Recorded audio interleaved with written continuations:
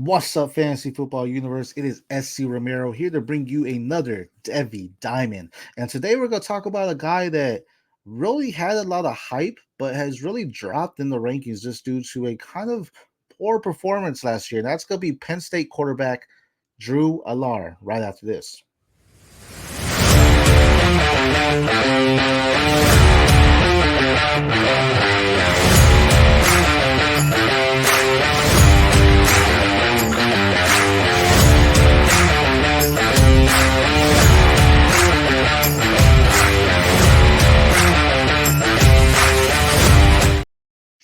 What's up, FFU? Again, I am SC Romero here to bring you another Devy Diamond. And today we're talking about quarterback Drew Allar from Penn State. Let's get right into it. First, he was a five-star prospect coming out of Medina High School. Really just showcased everything. You know, he was QB1 coming out. People really loved him. He was getting some early comps to Josh Allen because he had some sort of mobility, but it was really his arm. He had a cannon arm. And he wasn't really asked to do much the freshman year. Freshman year, he just threw for 344 yards, 4 touchdowns, no interceptions. Awesome. Great. Let's see what else you can do. So really, it was the big part about coming in this season. What was he going to do during his sophomore campaign?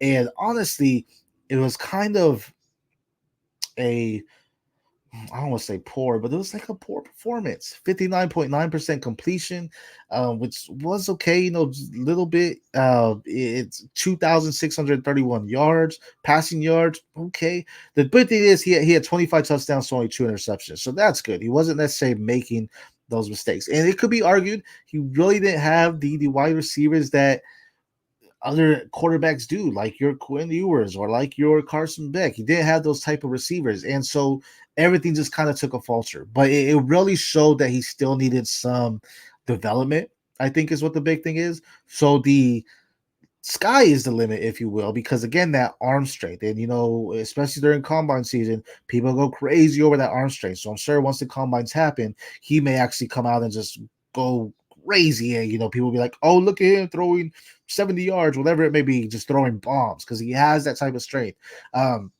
The downfall is, when it comes to the Nittany Lions, Penn State's mascot, if no one knows that, when it comes to the Nittany Lions, they have a nice running back room, and it's only getting stronger. They have arguably two of the best running backs in this upcoming class in 2025, arguably possibly two top 5 running backs, depending on who you're talking to, in Nicholas Singleton and Kaytron Allen. The offense runs through them. So really, Drew Allar doesn't need to do much, but when he does, it's like when he's called upon, it's like, all right, go out there and showcase it and showcase your arm. Thing is, it's mostly a running back game. They also got a new freshman in Quinton Martin, which is going to be huge, but it's going to be important for Drew Allar to take that next step as a leader. Like, yes, it's a running team, but still make sure you're effective as well. Whether it is getting those check down plays, it's not making as easy as mistakes. They're getting a former wide receiver from Ohio State and Julian Fleming, who has dealt with injuries in the past. So it'll be interesting to see what he can do because he has shown some precise route running in there. He has reliable hands. So maybe this is the wide receiver that elevates Drew Allar. Remember when Josh Allen first came in, it was like, oh, John Brown looks good, but it's not anything. And then Josh Allen got Stephon Diggs, and boom, he skyrocketed. Maybe Julian Fleming is what Stephon Diggs is to Josh Allen, since he's Josh Allen 2.0. Time will tell. But I'm excited to see what he can do. The biggest thing is not one receiver last year eclipsed over 675 receiving yards, which again, a slight red flag. Like, he didn't really feed anyone like that. And two of his receivers, only two, saw more than 4 touchdowns, and both of them were his tight ends. And one tight end is now in the NFL, and Theo Johnson. Tyler Warren is coming back, so Tyler Warren is still there. So that's going to be interesting enough to see if maybe Warren becomes that guy and becomes that leader for a quarterback like Drew Allar. We will see. Strengths, as I mentioned, he's Josh Allen 2.0. He just has that body frame, the strong arm, and the size are comparable to Josh Allen. He does throw with precision. He has a good release, gets the ball out quickly as well. He doesn't hold on to it, as I talked about other quarterbacks in the past that do hold on to it too long. Now he gets the ball out of his hands when he can. Quick release there. confidence. He doesn't really falter. When the pocket's collapsing, you can see that he kind of stands tall in the pocket and makes sure he can scan the field to get the ball to the wide receivers. Again, that prototypical size. He's 6'5", 240 pounds. Just an amazing. You think about those big giant quarterbacks that can tower over the offensive line, not your Dylan Gabriels, if you will, your Kyler Murrays, or your Drew Brees that to jump up the offensive line to see. No, he can actually see above his lineman, and he can make sure he's scanning the field correctly. IQ, he doesn't really do mistakes like that. If he's making the bad throws, it's just poor accuracy at that point. It's just overthrowing his guys, not stepping into his throws, to just gain that extra if you need to at times. So his IQ though is pretty good, and he has that toughness. He gets hit, but he can absorb that contact and he gets back up. He's not running into the tackles, but when he does get hit, sometimes he does get some big hits. He also gets back up and then shakes it off and then goes back in the pocket again. So you love to see that there for him as well. Some areas of improvement. His mobility, like the comps of Josh Allen, I get it, but Josh Allen, some have him as dynasty QB1 because of the rushing upside, that he can gain over 500 yards. I don't have the stats in front of me, but I'm pretty sure every season since Diggs was with him, he's gained like 500 yards rushing, something crazy like that. He's not doing that, Allar. He's focusing more on the passing game. And I think if he did enhance his mobility just a little bit, he doesn't need to run for 500 yards, but if he enhances it just a little bit and actually when he extends the play, actually goes and uses feet, I think that could definitely benefit him to skyrocket there as well. Some inconsistency, that came with last season. He sold some flashes of brilliance where you're like, man, beautiful throw, beautiful on the money. And then the following week, he kind of choke artist.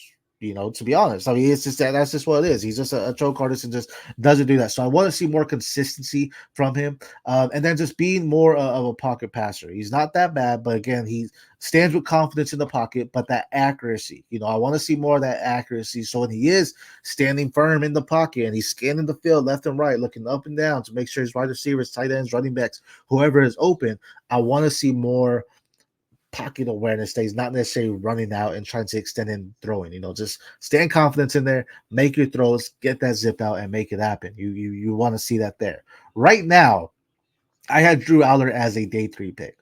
Again, he has some time. He might not even come out next year, to be honest with you, but he has some time and he needs some development. That was key. That's something we did see. To be honest, he may end up transferring out of Penn State if he stays again. We'll see. But a day 3 pick. And right now, I mean, I kind of have him with the New York Giants. Now, that will be heavy, I think, because we're seeing that's not happening with Daniel Jones. I know people have them getting, Beck or Shador, or even you have who am I thinking of? Quinn Ewers, in the top 10 pick because they're probably going to get them unless, Daniel Jones comes out and balls again, which is fine. But I just don't know if that's happening. This is going to be a very, very heavy defensive class. There is tons of defensive talent in this class. So I think the Giants bulk up their defense even more. Maybe they go after James Pierce, who a lot of people have as a 101 overall. Maybe they go after Deion Walker, from Kentucky. Maybe they go after something like that. We'll see. But it's going to be, I think, an offensive a defensive first round pick for the Giants. And then they're going to get someone to maybe get another wide receiver to pair with Malik Neighbors. Unless Jalen Hyatt takes that step. What if they go out there and get another wide receiver and then bulk up the offensive line? And then day 3, go ahead and get Drew Allar. Reason why I say that is, again, Josh Allen 2.0. I believe that's why Dabo went to the Giants, because he saw Daniel Jones and said, this is another Josh Allen type. And we're finding out, no, it's not at all. Right. And Drew Allar can be, so I think if he goes out there and develops and they see it, he doesn't really move up the draft board. This is a steal then at this third day 3 pick, because it just means, okay, look, he's here. He's a guy that needs some development, sure, but he's a guy that has some great upside as well. And I think that's what people have in love with him, especially if he falls to day 3, that this may end up being a steal in day 3 because of the upside he could bring. So I have the Giants getting him. I think that's going to be big. Yeah, as far as fantasy impact, he has the strength, he has the arm strength you want. He has that size. He has the slight mobility there too. But you think about your Justin Herbert or your Josh Allen's when you think about these 6'5" type of quarterbacks, right? So the upside is there. But I think right now, at least if he were drafted today, he's more of a Sam Howell prototype, meaning he may sit a year, he may get his opportunity, and that'll really be the tell signs, with that opportunity given. Does he actually go out there and ball, or does he, slow some inconsistencies? Does he not really do what you want as far as moving the offense down the chains and getting everything you want? Drew Aller can be a QB2. He has that QB2 upside, but he might be more of a QB3 or so. It would take a lot for me to say he's a QB1, but right now there are a lot of things I'm going to be watching for Geraldo this year, because coming out, he was a heavy prospect, and I really loved what I saw.